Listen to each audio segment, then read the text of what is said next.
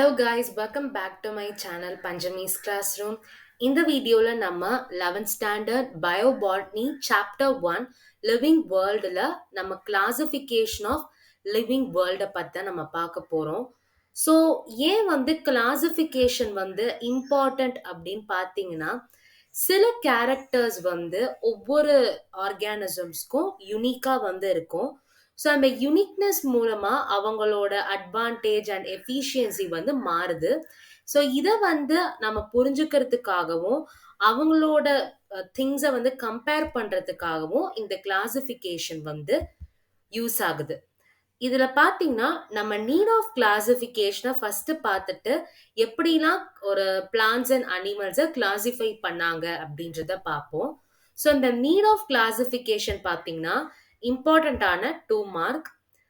So இதுல என்ன சொல்லியிருப்பாங்க அப்படின்னா காமனான கேரக்டரிஸ்டிக் ஃபீச்சர்ஸை வச்சு நம்ம கிளாசிஃபை பண்ணலாம்.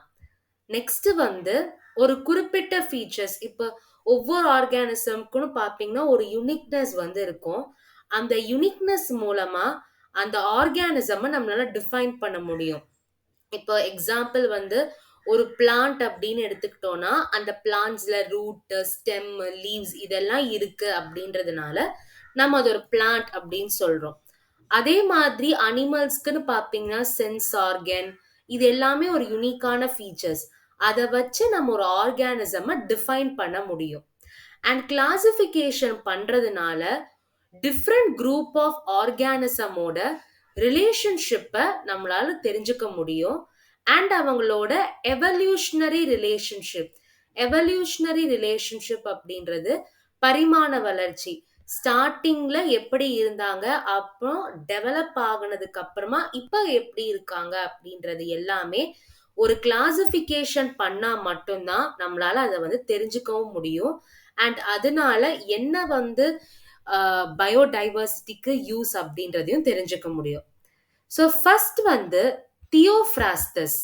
இவர் நம்ம ஃபாதர் ஆஃப் பாட்டனி அப்படின்னு சொல்லுவோம். இவர் தான் மார்ஃபாலஜிக்கல் கேரக்டர்ஸ்னா எக்ஸ்டர்னல் ஃபீச்சர். இப்போ ஒரு பிளான்ட்னு எடுத்துக்கிட்டோம்னா root, stem, leaf, fruit, flower இது எல்லாமே மார்ஃபாலஜிக்கல் கேரக்டர். அந்த மாதிரி கேரக்டரை வச்சு பிளான்ட்டை கிளாசிஃபை பண்ணாரு. அவர் தான் தியோஃப்ராஸ்டஸ். எப்படி கிளாசிஃபை பண்ணாங்கன்னா 3 கேட்டகரியா பண்ணாரு. Trees, shrubs and herbs.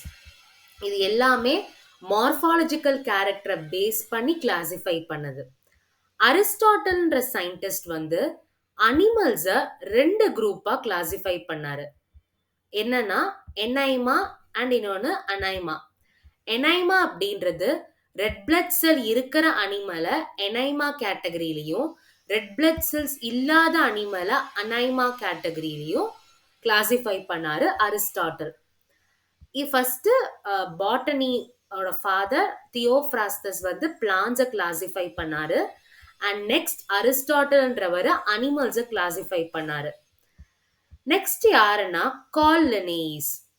இவர் பிளான்ட்ஸ் அண்ட் அனிமல்ஸ் அப்படின்னு 2 கேட்டகரியா பிரிச்சாரு. ஸோ இதுல 2 கேட்டகரி இருக்கிறதுனால 2 கிங்டம் கிளாசிஃபிகேஷன் அப்படின்னு சொல்லலாம். இதை 1735ல கார்ல் லின்னேயிஸ்ன்றவர் பண்ணாரு. அதுக்கு பிளான்ட்ஸ்க்கு கிங்டம் பிளான்டேனும் அனிமல்ஸ்க்கு கிங்டம் அனிமாலியானும் கிளாசிஃபை பண்ணாரு. ஸோ இவரும் பார்த்தீங்கன்னா மார்ஃபாலஜிக்கல் கேரக்டர்ஸ் எக்ஸ்டர்னல் ஃபீச்சரை வச்சுதான் பிளான்ட்ஸ் அண்ட் அனிமல்ஸ் அப்படின்றத கிளாசிஃபை பண்ணாரு. ஸோ கார்ல் லின்னேயிஸ் கிளாசிஃபை பண்ணதுல நிறைய டிஸ்அட்வான்டேஜ் இருந்தது. என்ன அப்படின்னா ப்ரோகாரியாட்ஸ் அண்ட் யூகாரியாட்ஸ். ப்ரோகாரியாட்ஸ் அப்படின்றது ஒரு பிரிமிட்டிவ் நியூக்ளியஸ் இருக்கக்கூடிய ஒரு ஆர்கானிசம். ரொம்ப வெல் டிஃபைன், அதாவது ஒரு டெவலப் ஆகாத ஒரு நியூக்ளியஸ் இந்த ப்ரோகாரியாட்டிக் ஆர்கானிசம் இருக்கும். அண்ட் யூகாரியாட்ஸ் அப்படின்றது well define nucleus and membrane bound organelles.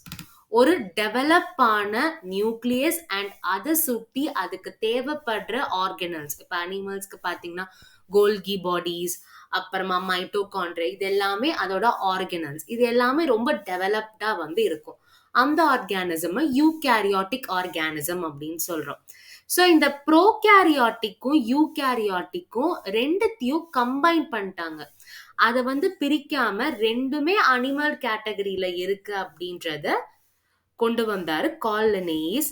And அது மட்டும் இல்லாம ஃபங்கை, ஹெட்டிரோட்ராபிக் ஆர்கானிசம் இது எல்லாமே போட்டோசிந்தட்டிக் பிளான்ட்ஸ் கேட்டகரியில கொண்டு வந்தாங்க. போட்டோசிந்தட்டிக் பிளான்ட் அப்படின்றது அதோட ஃபுட் அதுவே ப்ரிப்பேர் பண்ணி பண்ணும். ஆனா ஃபங்கையோ ஹெட்டிரோட்ராபிக் பிளான்ட்ஸோ அப்படி வந்து பண்ணாது.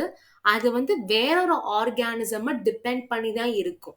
ஸோ அதையே என்ன பண்ணாங்க அப்படின்னா போட்டோசிந்தட்டிக் பிளான்ட் கேட்டகரியிலேயே வந்து கொண்டு வந்தாரு. ஸோ இதனால பாத்தீங்கன்னா ஒரு மேஜர் டிராபேக்கா வந்து கன்சிடர் பண்ணாங்க. அப்புறமா டைம் போக போக நிறைய டெவலப்மெண்ட்ஸ் வந்து கொண்டு வந்தாங்க. ஸோ அது மூலமா டாக்ஸானமிஸ்ட், அதாவது இந்த மாதிரி கிளாசிஃபிகேஷன் பண்றவங்க வந்து cytology, anatomy, embryology, molecular biology, phylogeny இது மாதிரி ஒவ்வொரு இம்ப்ரூவ்மெண்ட்ஸ் மூலமா, ஒவ்வொரு டெவலப்மெண்ட் டூல்ஸ் மூலமா கிளாசிஃபை வந்து பண்ணாங்க. ஸோ இந்த கிளாசிஃபிகேஷனை இந்த சிஸ்டம் ஆஃப் கிளாசிஃபிகேஷன் இந்த டேபிள்ல வந்து உங்களுக்கு சொல்லியிருப்பாங்க. இது வந்து பார்த்தீங்கன்னா இம்பார்ட்டன்ட். இது வந்து மோஸ்டா வந்து 2 மார்க் ஆர் 1 மார்க் கேட்டகரியில கேட்கலாம். 2 கிங்டம் கிளாசிஃபிகேஷன்றது பார்த்தோம். நெக்ஸ்ட் வந்து 3 கிங்டம் கிளாசிஃபிகேஷன் 1866ல ஏர்ன்ஸ்ட் ஹேக்கல் அப்படின்ற ஒரு scientist Protista, Plantae, Animalia, so இதுல 3 கேட்டகரி இருக்கிறதுனால 3 கிங்டம் கிளாசிஃபிகேஷன் அர்த்தம். கார்ல் லின்னேயிஸ் பண்ணதே எடுத்துக்கிட்டு அதோட சேர்த்து புரோட்டிஸ்டா அப்படின்றதையும் கொண்டு வந்தாரு. நெக்ஸ்ட் 4 கிங்டம் கிளாசிஃபிகேஷன், ஏன்னா 4 கேட்டகரி வந்து இதுல இருக்கு. Monera, Protista, Plantae, Animalia. இத பண்ணவர் கோப்லாண்ட் அப்படின்ற சயின்டிஸ்ட் 1956ல. அண்ட் 5 கிங்டம் கிளாசிஃபிகேஷன், இதுதான் வந்து நம்ம இப்ப வந்து கிளாசிஃபிகேஷன்ல யூஸ் பண்ணக்கூடிய ஒண்ணு. அத பண்ணவர் ஆர்ஹெச் விட்டாக்கர் 1969ல. 5 கிங்டம் கிளாசிஃபிகேஷன்ல என்னெல்லாம் கிங்டம் இருக்கும்னா Monera, Protista, fungi, Plantae, Animalia, இப்படி 5 டைப்ஸா வந்து பிரிச்சிருக்காங்க. இது ரொம்பவே இம்பார்ட்டன்டான 1 மார்க். யாரு என்ன கிங்டம் கிளாசிஃபிகேஷன் பண்ணாங்க அண்ட் அதுல என்னெல்லாம் கிங்டம் இருக்கு, அது பண்ணவர் யாரு அப்படின்றத நல்ல ஞாபகத்துல வச்சுக்கோங்க. 1 மார்க்ல நிறைய எக்ஸ்பெக்ட் பண்ணலாம். அண்ட் இந்த லிஸ்ட்டை வந்து மென்ஷன் பண்ண சொல்லி 2 மார்க்லயும் கேட்கறதுக்கான பாசிபிலிட்டிஸ் வந்து இருக்கு. ஸோ இந்த வீடியோல கிளாசிஃபிகேஷன்னா என்ன, ஏன் நமக்கு கிளாசிஃபிகேஷன் தேவைப்படுது, அண்ட் அதெல்லாம் ஸ்டார்டிங்ல எப்படிலாம் பண்ணாங்க, அண்ட் இப்ப வந்து எது கரண்டா வந்து இருக்கு அப்படின்றத நம்ம பார்த்தோம். இந்த டாபிக்ல ஏதாவது டவுட் இருந்ததுன்னா மறக்காம கமெண்ட் செக்ஷன்ல போஸ்ட் பண்ணுங்க. இந்த வீடியோ உங்களுக்கு பிடிச்சிருந்தா லைக் பண்ணுங்க, உங்க ஃப்ரெண்ட்ஸ்க்கு ஷேர் பண்ணுங்க, அண்ட் மறக்காம நம்ம சேனலை சப்ஸ்கிரைப் பண்ணுங்க. அண்ட் சப்ஸ்கிரைப் பண்ணும்போது பெல் ஐக்கானையும் கிளிக் பண்ணுங்க. ஸோ அதனால நான் அப்லோட் பண்ற வீடியோஸ் வந்து உங்களுக்கு நோட்டிஃபிகேஷனா வரும். ஸோ உங்களுக்கும் பார்க்கறதுக்கும் ஈஸியா இருக்கும். And thank you so much.